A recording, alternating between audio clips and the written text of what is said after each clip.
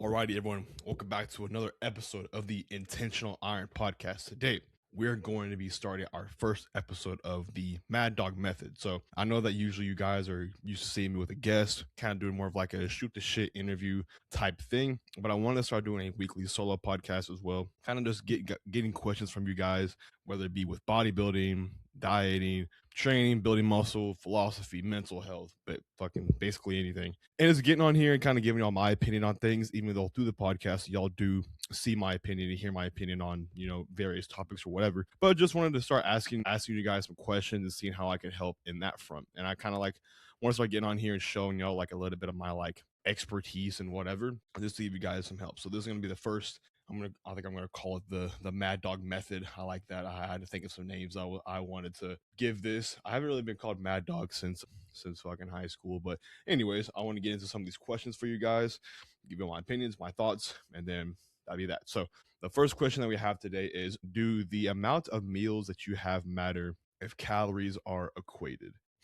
I do think that more feedings throughout a day, 4 to 5, 5 to 6, if you're like in a bodybuilding context, is better. I do think when you start having those like not crazy high, but like higher calorie excursions and meals, to where if you say, let's say you're in a growth phase, right? Or you're in a bulking phase and you are eating, let's say 5,500 calories, right? Excuse me, gassy from the fucking monster. My apologies. But if you have the 5,500 calories a day and you're trying to split that between 3 meals, that's like what, 1,700, 1,800 calories per meal. Getting that down is going to cause probably some digestive burden. It's just going to be a pain in the ass to get that much calories down. Plus, having those three meals, if you were doing that many calories, even if you're eating a lot of food, you're probably going to get hungry before that next meal. Now, the point I'm trying to make kind of applies more to like a dieting context. So let's say like you're eating, I don't know, 2,100 calories on a diet, right? And you divide that into 3 different feedings for the day. I promise you, by that second meal, you are going to be fucking ravenous. Okay. Now, let's say we divide that 2,100 calories throughout the day, 5, 6 different meals, so we're eating every 2.5, 3 hours. I think that's a lot better approach than doing the 3 meals or 4 meals, or some people will do fucking 2 meals, which I think is retarded. But I think that the more frequent, being, it matches your schedule, you're allowed to get your meals in on time, and it doesn't cause a stress burden on that front, like with this however your schedule is set up. I do think the more feedings is probably better, and especially like around that peri-workout window.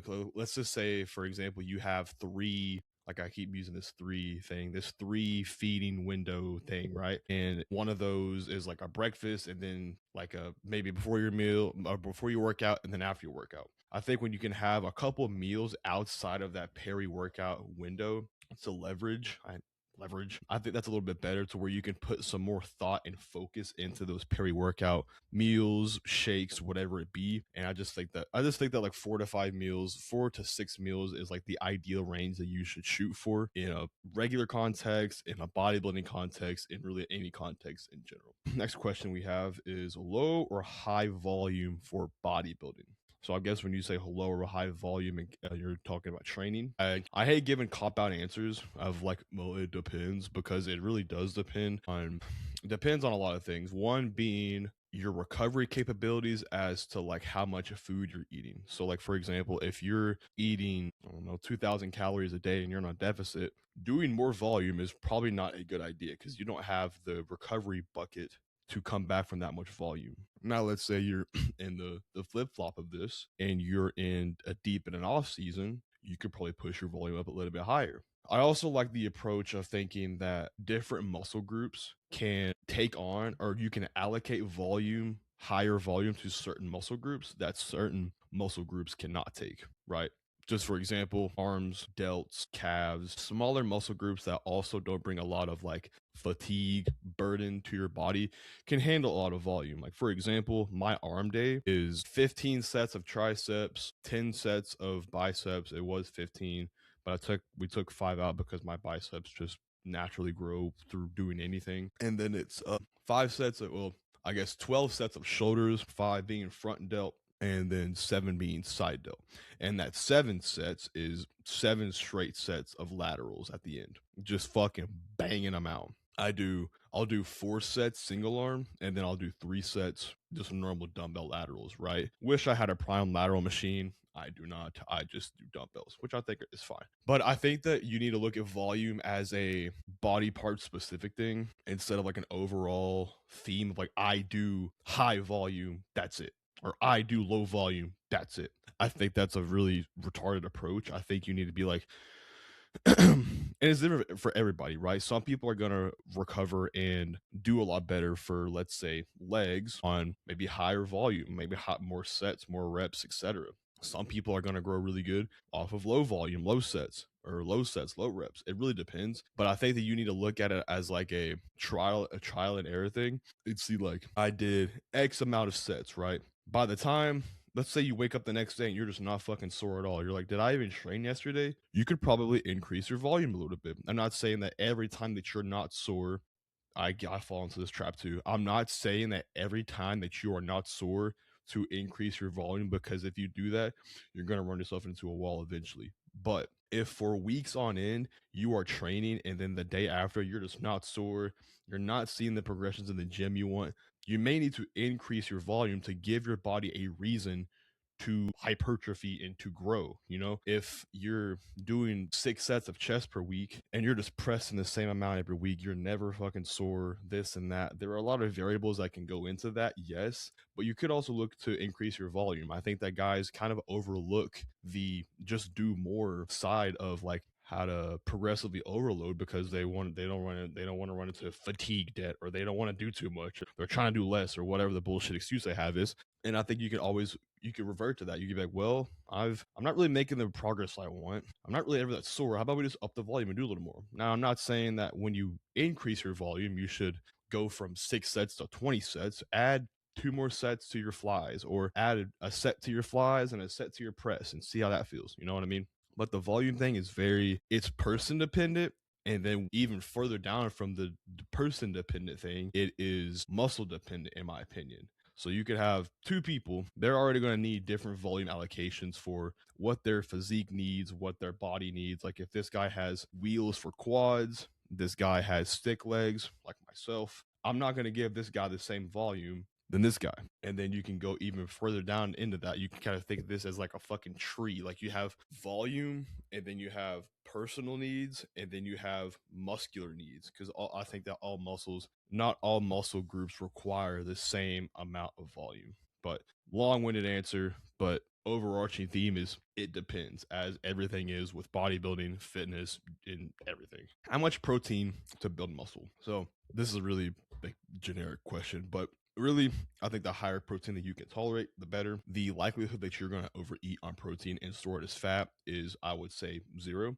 You can, but there has to be so many bodily processes that is happening to you for you to store protein as body fat. It's, I would say, 99.9% not going to happen. So I think the highest that you can digest well and not have any gas, bloating, etc., the better. I think in most contexts, that's a word, the higher the protein, the better. Now, if you're having some kind of GI issue, solve that first, because then you're just going to be eating a lot of protein.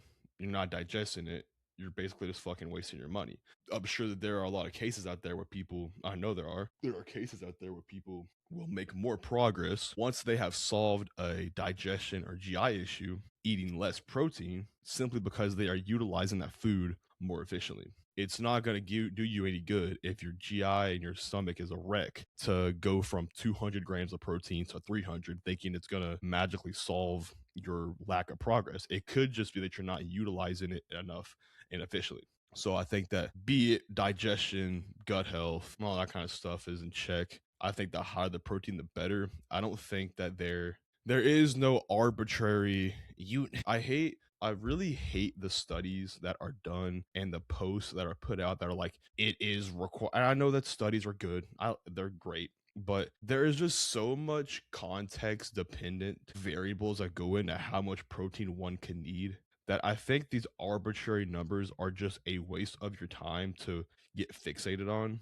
And it would be a lot better, I think, if you just like I think just pick any amount of protein that's above like the 1 0.2 grams per pound of body weight, pick any number that you fucking want above that, and you're probably fine. 1.2 to 1.5, I'd say. I know there are people that say less or more, but especially if you're on like PEDs and you're training your dick off, or even if you're not, if you just want a more satiable diet, if you want to be less hungry all the time, I think the more protein, the better. I think fear mongering people into thinking that too much protein is going to like destroy your kidneys or it's going to slow down your progress. It's like, I've never seen a case where people are like, I eat too much protein and I had an issue and it caused me to get fat or it ruined my life. Like you just don't really see that. You know what I mean? So I think that find some good quality sources of protein, a good variety of protein, I think is really important, that I could also go on like a tangent about. That I think that you don't need to just like box yourself into only chicken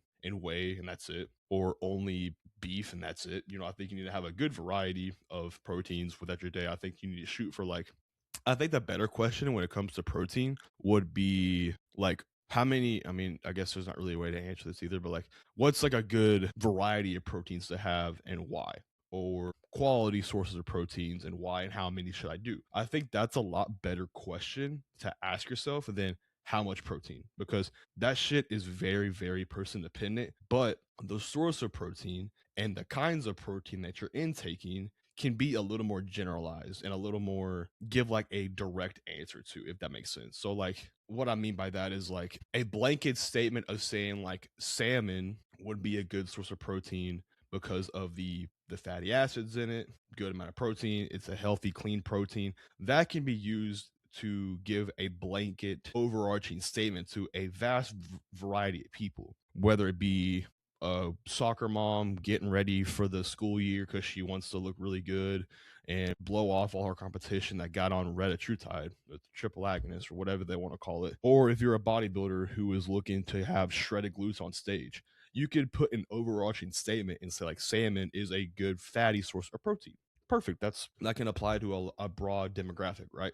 But you can't say how much protein to build muscle, because the soccer mom and the bodybuilder are going to have two completely different needs. You know what I mean? So I think when it comes to protein and really any macro, to be blunt, it depends on so many variables, you know? So like fats, for example, steroid hormones are built off of a cholesterol backbone, right? Not saying that eating more cholesterol directly for a natural is going to present you more testosterone or whatever, but fat intake, for example, is a lot more important for a natural athlete or just someone who's natural than someone who is on anabolics, right? We are giving ourselves hormone every day if you do daily shots, right?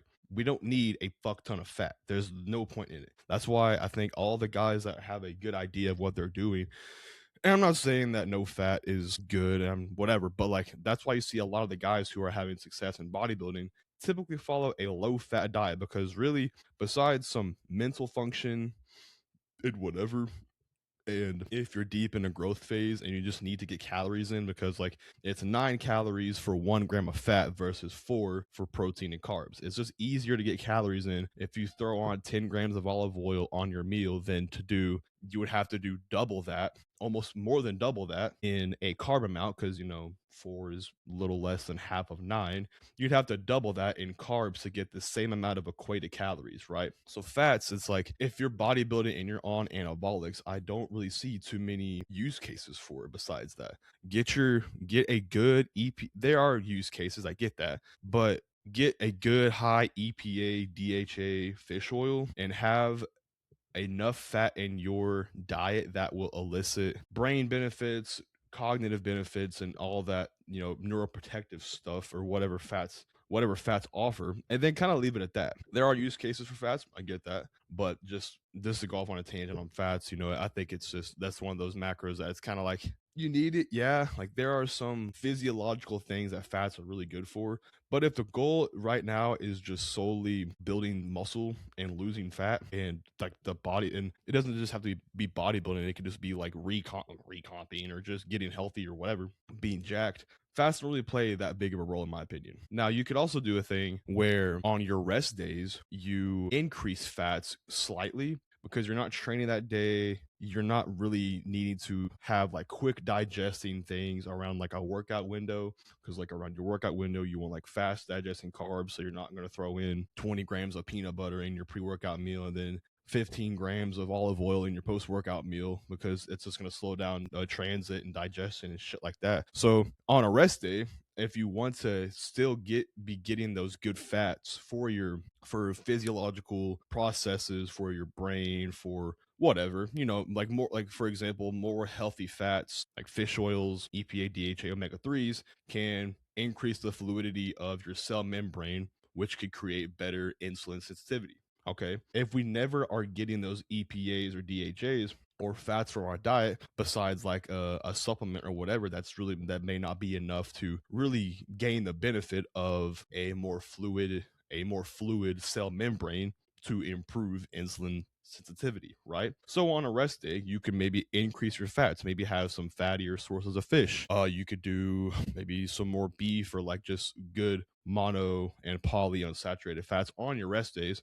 Not only will that help with, if you do like a lower calorie approach on your rest day, not only will that help with that aspect of it, but it'll also help with your satiety, because fat takes the longest to digest. It moves the slowest through your GI. Keep you fuller longer. So that's a little tangent on fats or whatever. But just getting back to the question, how much protein to build muscle? It is going to depend on your situation, your goal, your body type, and what your GI can handle. I think like an overarching better question is like sources. What sources of protein should I use?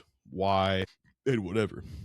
On the protein thing, it's like all these different protein sources offer different makeups, we could say, of amino acids, right? So let's just say, I don't really know like the molecular makeup of chicken off the top of my head. I'm sorry, I don't. But if let's just say that this protein source carries this much leucine, tryptophan, isoleucine, valine, etc., and then this one has just a whole different breadth of amino acids available, it's probably going to be a better idea to have both of these proteins in your diet to have a full, complete amino acid profile in your diet, right? So I think that that's a better question to ask on the protein thing than just how much protein to build muscle, because I think arbitrary numbers is just kind of stupid. Sorry if that was kind of a long tangent on fucking protein and fat, but just my take on that. 9 weeks out from my first show, so I'm assuming you're like 8 weeks out now. Tips, advice, etc. I think the way that you carry yourself your first show, the way that you execute, and the mental habits that you build right now are going to be the foundation on how you view bodybuilding and how you do bodybuilding preps going forward. So I think that, not saying you should completely negate the way that you look on stage or completely negate your place. I would say just don't care about your placing. Really, it's your first show, especially if you're going into a natural or whatever. If you're young, just focus on being as diligent and as present in your day-to-day as you can, in your process, your prep in general, right? Because the way that you do this one prep will like frame how you view it for good. So like, for example, a really good piece of advice that I got from my first coach, Justin Abbott, shouts out Justin, still love that guy to death. I remember one piece of advice he gave me was like, don't look at your whole day when you wake up. Because for example, I've talked about it on here before. I got up to like 2 hours of cardio. I was on 980 calories and I was still in school. I was bringing tilapia and green beans to my first period class and everyone fucking hated me, right? But he gave me this piece of advice and he was like, don't look at your whole day when you wake up, because you're going to get overwhelmed. You're going to be like, how the hell am I going to go do an hour of stairs, go to class, eat my meals that are nothing, train, then go work at a Mexican restaurant, and then go do another hour on the fucking stairs? How am I going to do that? If I woke up every morning and thought about that, I would have given up. He told me to look at your day in like these hour blocks. What do I have to accomplish in this next hour? And that's a lot less stressful of a task than looking at your whole day. You can apply the same logic to your life, okay? If you look at your life, your next 15 years of your life, and be like, what do I need to do in these next 15 years? You're going to think of a million different things, 1,000 different ideas, 1,000 different business endeavors and people you want to see and things you want to do. And it's probably going to stress you out, because what can you do to really You can work to progress toward that, yeah, but there's not really any like direct thing you can do right now in the moment that will control that outcome, that outcome, right? What you do in this next hour, if you're in a prep right now, or what you do in this one day with the second scenario I'm painting of like, what do I want to do in these next 15 years of my life, that you have control over. And it's a lot less daunting than looking at, in the first example, your whole day of cardio and prep. In the second example, looking at the next 15 years of your life, right? So just being very present in the moment and just being like, what can I control right now? What needs to get done in this next hour? What you're awake, like depending on how much you work, how early you get up, etc. If you got kids and got to stay up with them or whatever, you're awake. There's 24 hours in a day. Let's say you sleep a good 7, 6, whatever. You're up and active and doing things towards your prep for like 13 to 14 hours. I'm not saying you're doing stuff around the clock towards your actual prep, but you're awake for about 14 to 15 hours, right? Just frame it to yourself as I've got like 14, can't say quarters because I'm trying to make like a football reference, but you've got 14 periods, let's say 14 time blocks of 1 hour. And if you could just go about your day like, I just got to do this 1 hour, and then all I got to do after that 1 hour is I got to get to that next hour, and that's it. I think whenever you can break down your days into these time blocks, it becomes a lot less daunting than looking at your whole day. That's kind of the overarching thing from that quote. Let me get some water. Fucking dehydrated. Sorry. Some other advice I'd have: start posing now. Do not wait until you are. I mean, even now is probably a little. If you haven't started, you're probably a little behind. But do not start posing 2 to 3 weeks out, because you're going to be, if you're really conditioned and you're peeled, you will not have the energy to pose that the amount that you need to be good on, to look good on stage, right? I've made that mistake twice now. I've done 2 preps and I fucked it up both times, which I'll just get on. I'll get better as I get older. But I posed quite a bit my last prep, but then I really wanted to dial it in like the last 5 weeks. Well, as y'all know, my preps have been both 2 hours of cardio. Tell me that you are going to be truly present and able to hit your poses correctly after doing another hour of cardio on the stairs. You're just not. So start posing now. Set like a good schedule for yourself. Like, I'm going to pose XYZ days, this many rounds, and I'm going to hold each pose for this many seconds, right? I would suggest to get a good posing coach. I think that'd be a good idea, probably. Or just have someone with a good eye give you some pointers and some tips if you don't have a coach yourself. What else?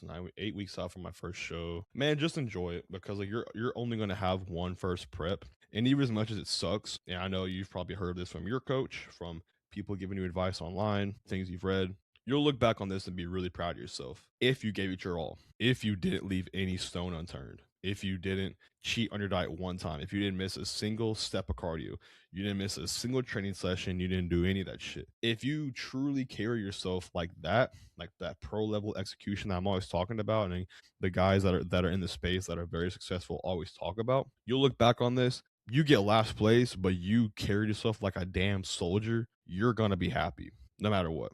My first show was a freaking horrible experience. Terrible. But dude, I did everything I could to get there. And I'm proud of that. That's all I care about. And that's all you should care about too. It's going to be your first time on stage. Just embrace this journey that you're going down and be thankful for it, because not a lot of people, especially nowadays in 2026, want to endure hard things. So just pat yourself on the back for that. Know what I mean? So get off on that tangent. Next question is going to be, how was I able to build connections in bodybuilding at a young age? I like this question. Well, my first coach was like an IFBB pro, right? Justin Wyatt. I've mentioned him before. He was a good connection. Not saying that being coached by him built me any connections. You're probably referring to like how I've been able to get people on the podcast that have a pretty big name. And I think that if I could give any piece of advice to people that are wanting to start a podcast themselves or do social media in general, is, dog, just reach out to them. Like, it's that fucking easy. Like, I don't have a big following. I don't have a big name. My physique is bar none. I don't have nothing really. I'm a nobody in this space, in my opinion. But I have the balls to just ask. I'm not scared to be turned away by anyone. We're all human, dog. Like, the people that I talk to on my podcast, they are the same breed and the same thing that I am. We are both human, right? If he says, it's the worst they can say is no. Like I've had quite a few people that I reached out. I remember Phil Viz was like, I only come on podcasts that get X amount of views. And I was like, all right, dickhead, never mind. But it's just like the worst they can say is no. And you have to realize that if you're into bodybuilding, you're probably pretty, I'd say you're not, not that this is a bad thing, but you're probably pretty self centered and you like to talk about yourself, right?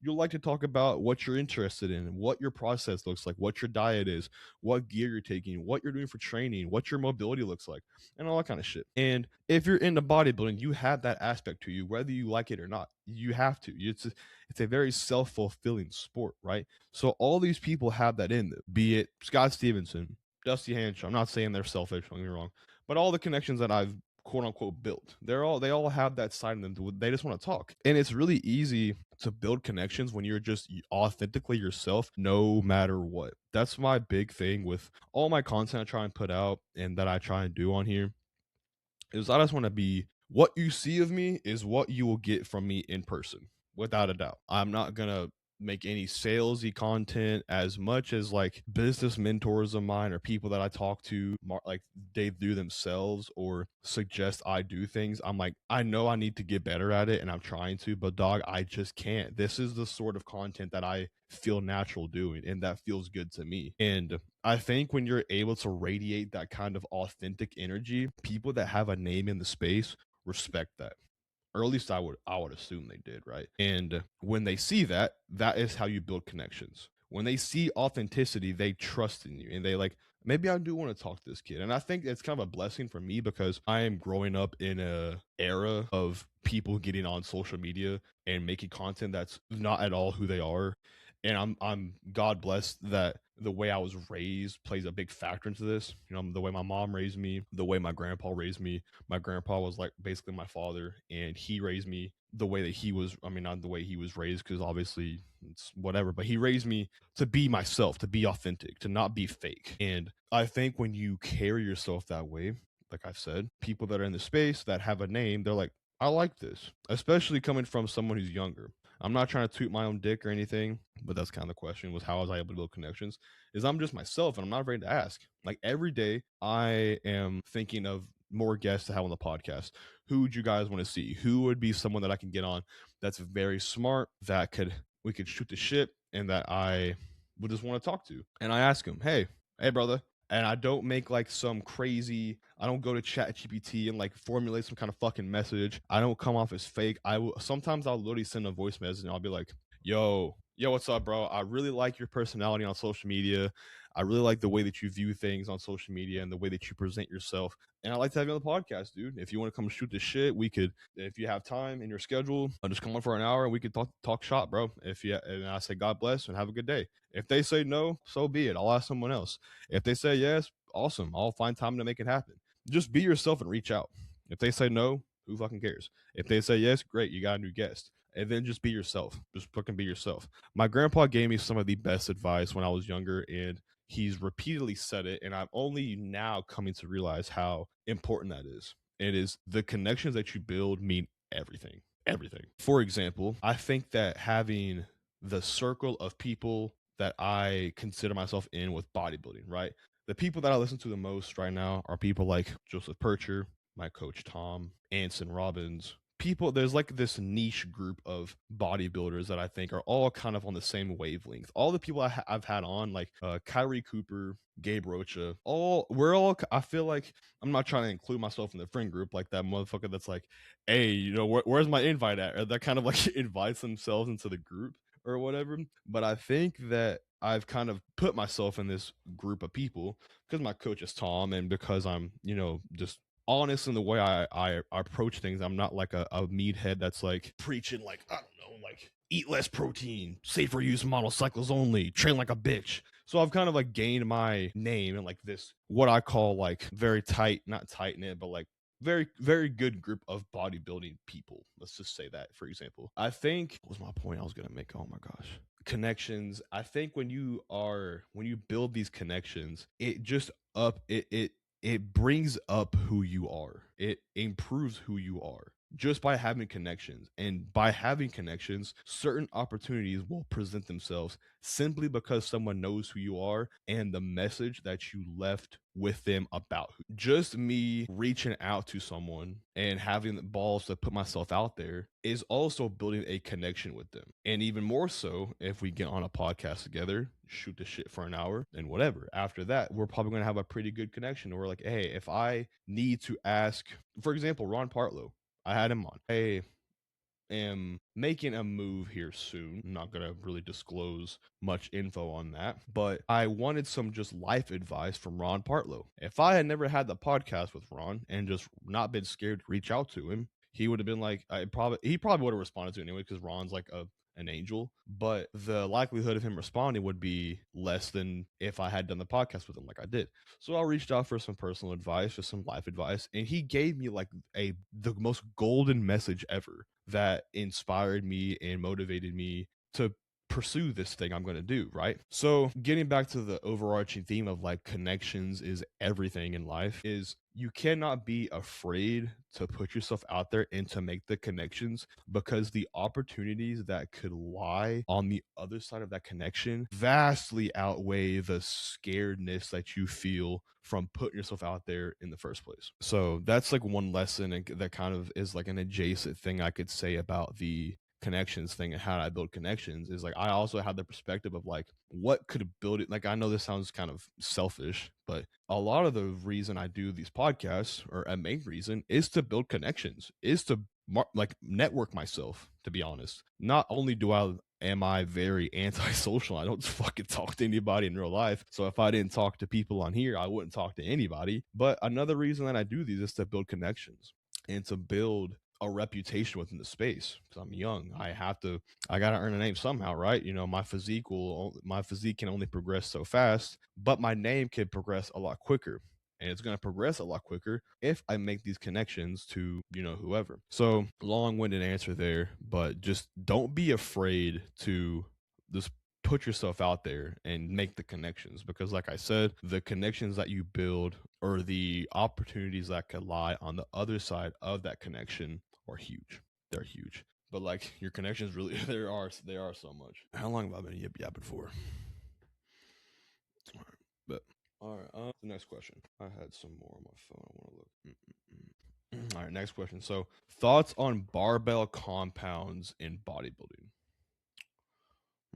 I think there's merit to a couple of good barbell compounds in, especially a beginner stage, like if you're just getting into lifting, a good foundation of like deadlifting, benching, and squatting is very good. That's why I think it's so valuable for someone to get into bodybuilding coming from a sports background, because they kind of already have that foundation built within them. If you are getting it, I think this is kind of a weird scenario that I do see play out for with some guys, is that they get into bodybuilding having never done a sport or any lifting before, which I'm not saying you can't do that. I just think it's fucking it's kind of it's different. So I think if you are that individual that has never had any sort of lifting background and any sort of grit from a lifting standpoint, I think that barbell compounds, like, you need to go through a good phase of just trying to be strong and just aggressive in the gym. I think when you come from like football, wrestling, any sport that actually involves like lifting as a big part of it, you know, basketball doesn't really, baseball, I don't really know, other sports I don't really know, but like football, the weight room is a big part of it, right? So I think if you have that foundation, if you did football from, you know, 7th grade on, it doesn't have to continue to be a staple within your exercise selection, like, library, you could say. I think that there are a lot smarter ways of eliciting like a good stimulus per se from more bodybuilding centric movements. So like, it's probably not a lot of people are built to barbell squat. Most people can get on a hack squat, a pendulum, some sort of squat machine, and position themselves correctly, do the correct execution with it to hit their quads, right? Because a lot of people think about like barbell or like squatting patterns to kind of build, yes, overall leg, but mainly quads, right? And not a lot of people are going to be able to barbell squat and it to be all quad, right? So I think like in that scenario, it's probably better to do something that's not barbell. Now, one movement I do think that holds good value, one barbell movement that I think holds good value even further, even deeper than like the initial gaining just strength phase, is like a good barbell RDL. I think a good stiff leg should be a part of most people's programs, in my opinion. It's also very fun. Now you could do a conventional deadlift, but I think that just for most bodybuilding context, I think just a good RDL will do you some good. Can you conventional deadlift and it build a good back and good hamstrings? Fuck yeah, it will. But I do think that I think the only barbell movement that I would say could be carried out through a bodybuilding context and still hold pretty good merit up to a point is like any sort of pull, like a deadlift or an RDL, and that's about it. I think that like flat bench pressing, I think there are plenty machines that can achieve what a barbell bench press does without the risk of injury and without incorporating other stabilizing muscles, which I'm not saying that those muscles aren't important, but you could do more targeted work for that. Incline barbell press, it's probably just better to find some kind of incline machine or an incline Smith to be in a more fixed position. And like I already said with the squatting example, not a lot of people are built to barbell squat. You know what I mean? So it's probably better just to get yourself on a squatting machine and go with that. If bodybuilding is the goal, like muscular gain is the goal, you just need to find the movements that will allow you to hit those muscles correctly and that anatomically fit you. This does not mean and a barbell row. I wanted that one too. I kind of already said pulling movements. I think a good barbell row is also very good for most people in most phases. I think a good barbell row is very good. Plus, you just feel like a fucking gorilla, dude. You're just like, it's just a fucking good feeling. So I think that like barbell rows, a good stiff leg, a good deadlift. Those are some good barbell movements that you could probably carry out for all of your phases and career of bodybuilding. But things like a free weight barbell squat or a bench or incline bench or decline bench, not saying they have no value, but there are probably better options that you could pick to elicit the response that those do without the risk of injury. I think that where like barbell movements have their biggest like downfall per se is when you get really fucking strong, the risk of injury outweighs what you could gain from like a good machine that's more fixed to hit directly the chest. Now, if you're benching, 4 plates, and that's what it takes to like get to a good working set, the risk of you injuring yourself is way higher than if you got on like a hammer strength press with the same weight that lanes you in that goal rep range. There's just a lot less risk, basically. So I think barbell movements are great. I think they're really fun. I think that they're one of those movements because, like, with training in general, you need to have fun. I think that's something that is so forgotten in time nowadays, is that you need to enjoy what you do. Like, I don't care if on paper these movements are better for you, motherfucker. If you like to, no, to a point. But if you like the barbell squat and just every squat pattern, just you hate it and it's boring, but you get hyped to go into the gym to barbell squat, dog, up until a point to where, let's just say your quads are really lagging. And I'm like, dog, listen, if bodybuilding is a goal, you need to get on a fixed machine and focus on your execution.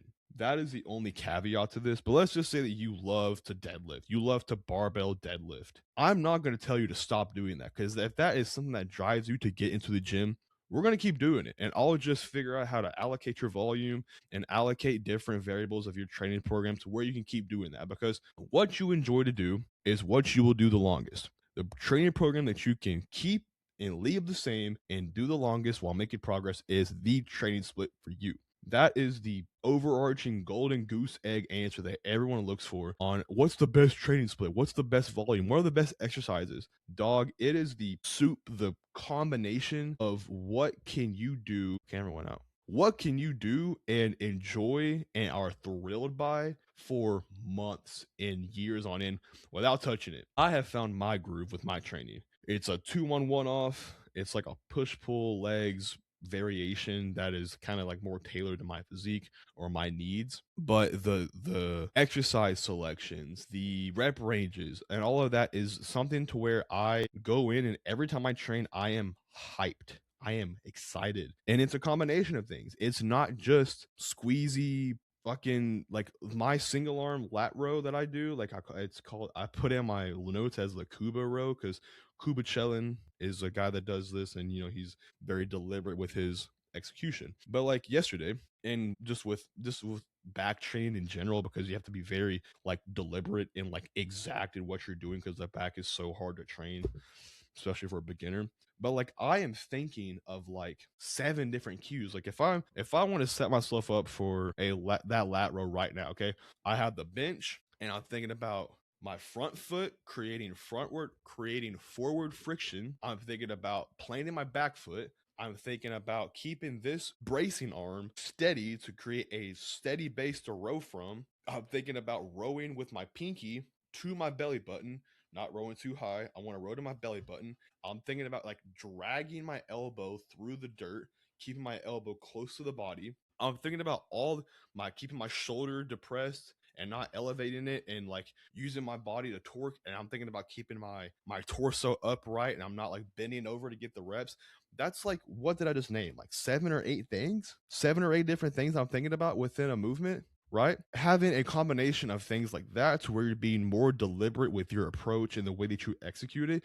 And then having a barbell row where I'm just like 6 to 10 reps, roll the weight to your stomach and just get to moving. Having a combination of different things like that is what will keep your training enjoyable and what you will do for a long fucking time. That's what matters. I don't care what on paper they say is the perfect volume allocation. I don't care what a study says that this is the perfect exercise for this anatomical position of your muscle. I don't care. If you don't enjoy it, I don't care. I don't want to see it. I don't want to read it. I don't give a fuck. I don't care. It is what you can enjoy and what you can do for a long ass time. A really good point, just to get on a separate topic, a really good point that my coach Tom brought up to me one time was like, I was like, hey, even though we didn't make this switch back to hack squats eventually, in the moment, he made a really good point to me. He was like, I was like, hey, do you think we should switch back to like this squatting motion and this for this reason and XYZ? And he was like, are you really wanting to switch this movement, or are you just wanting to change something for the sake of change? And I was like, damn, he called my ass out. And I think that's what a trap a lot of guys fall into, be it their diet, their training program, their fucking supplements. They want a dopamine hit. We all have that want for dopamine to fucking smack us in the head with every 5 seconds, right? And guys will apply that same mindset and frame of thinking to their program. And that's why they never make progress. It's because they're always changing stuff and they never give their current approach the time to actually manifest and see if it's working. That's like every guy's kryptonite, is that they're always changing little random variables and they never give their current program or regimen time to manifest. You know what I mean? But what was the original question? Barbell compounds and lifting in bodybuilding, they have their place in their time. They're not the devil. They're not the best. They're not number one, but they have their place and they're fun to do. They require a lot less thinking power than like a single armed row or like a lat pull down or a XYZ movement. With a barbell movement, most of the things are like, just move that shit, dog. Move that shit. And that carries so much value and so much merit in bodybuilding that I think some guys kind of forget. All right. What time? How much longer? Fuck. How far do I want to take it with bodybuilding? No, I don't want to make this about me. I made this shit too much about me. Let's ask it another good question. Another question to where I could provide you guys some advice and whatnot. Best advice for the boring nature of a long growing phase. So this is something I'm still actively learning myself, because I have spent the last 4 to 5 years just kind of fixated on losing weight. I was a fat ass. I was a big kid. I got into bodybuilding because I was fat, basically. Or that was a reason I got into the gym, was to lose weight, right? The best advice I could give for someone that is going into a long growth phase, probably you're younger, if this is going to be you, the main majority of bodybuilding is the growth phase, the progression phase, the push phase, the off season, the bulk, whatever the fuck you want to call it, right? So you need to get comfortable in that. Like, this is where you're going to live 90% of the year in most cases, besides the time that you prep and the time that you're maybe doing health phases. And even in that, if you're doing a health or a cleanup phase, the backside of that is probably going to be another growth phase, another push or whatever. You have to find things that drive you that are not physique related. you're going to lose the lines, you're going to lose some vascularity. I'm not saying you need to get fat and be a slob, but the things that have driven you happiness and like dopamine spikes and motivation before was things like more ab definition, more quad definition, more back definition, more veins, etc. Those things are not going to be occurring all the time in a bodybuilding, in a growth phase. It's going to be the opposite. You're going to be getting soft. You're going to be getting a little softer every single month. You're going to be not as vascular as you were at the end of your cut or your cleanup phase or whatever. So you have to find things within your process that can bring about that kind of motivation and drive for you. For me, it is training, execution, and the variables that I can control every day that I live, every day I get up. Okay. So the progression of my logbook and the progression of my execution and lifts week to week is what drives me. Okay. If I watch my RDL video from last week to this week that I send to my coach, I send my coach all my top sets. From sometimes I'll do multiple sets for one exercise from a couple different angles.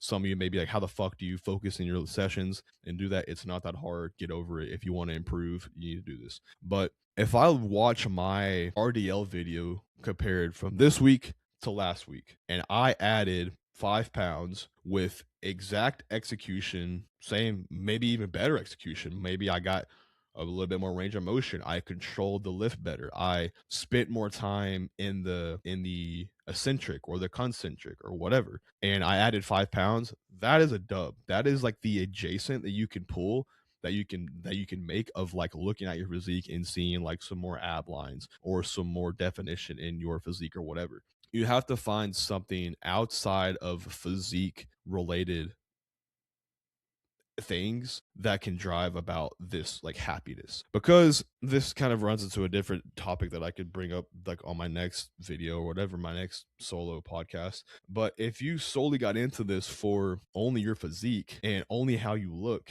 you're going to get deep, you're going to get into a growth phase to where your physique is getting to a point that you aren't going to like what you look like. A lot of the time, you're not going to be as lean. Sorry, my thing was tweaking. You're not going to be as lean. You're not going to be as vascular. Your abs aren't going to be as defined, especially if you've come from like a fat kid past. That shit's going to scare you. Dog, this is the first quote unquote growth phase where I've been like, all I want to do is get bigger. It's taken me two of these phases to really, to really embrace this part of it. But you have to realize, if bodybuilding and being a freak is the goal, this is where you're going to spend so much of your time. So you better get comfortable and find the things that can bring you joy in your day-to-day process that do that. If you only got into this for how you look and not for the doing and the process of bodybuilding, you're going to get deep into an off season and you're going to hate this shit, or a growth phase, or what you want to call it, and you're going to hate how you look, and you're going to give up eventually. So you have to find the things within your day-to-day process that can bring about that level of drive in you that seeing more ab definition or more veins did for you when you were losing weight. Things like this could be, for me, it's like better, this is gonna be like super nuanced, but better waist control and waist control throughout my day, just like living. So like that's something that Milos always talks about. It's like you need to have like tight abs. Your core should be glued to your spine throughout your day. You never want to let your abs or your core be just bloated out and distended throughout your day. I know I'm not the most genetically blessed, so little things like that I think matter a lot to me. They mean more to me than someone who is genetically blessed and can just fucking eat pizza and look crazy year round, right? That's not me. So it's being able to call upon little things like that throughout your day-to-day process that will help you in a long, solidified growth season. This could be the progression of your logbook. This could be the more consistent, I don't know, ab routine, or the more consistent stretching routine, the more consistent, I don't know, sleep schedule, whatever. Just call upon those small little wins every day to build and to keep that fire lit in you 24/7, to where you're not having to do week to week check-ins and you don't see like an improvement in your physique, or you're not as lean as you were, and then that just depresses you and you end up falling off the wagon, right? So I'm still learning this myself. You know, one of the biggest hurdles I've had to overcome in my personal fitness bodybuilding journey, whatever you want to call it, it's kind of, I hate that term, but is learning to get uncomfortable. Like, just you're gonna have to get a little softer, dog. Like, it's gonna have to happen. And it's just finding what drives you outside of how you look. If you take a if you will just take a lot of pride in the way that you execute every single day, every variable of bodybuilding, that should be enough to drive you to mitigate having to have every bit of your motivation come from how you look. Another fucking long-winded answer, but hopefully that helps. If you're in a solidified off season, just be so deliberate and professional in your execution, and that will fulfill your momentum motivation cup that like the physique progression did for you in like a cut or a prep phase, right? So that's my advice on that. But getting up on that hour mark, I kind of want to make these like an hour long each week. Any questions you guys may have for me as far as dieting, health, nutrition, bodybuilding, training, mindset, philosophy, literally anything that you want to pick my brain about and just hear me yap about for an hour each week, please leave a comment below, shoot me a DM on Instagram, anything like that, and I'll get on here and answer it and do like a little deep dive into it as best as I can. But until next week, brother, if you're watching this, if you're still watching this, leave me a thumbs up, leave me a comment, let me know you made it to the end. And until next week, the Mad Dog Deep Dive is out.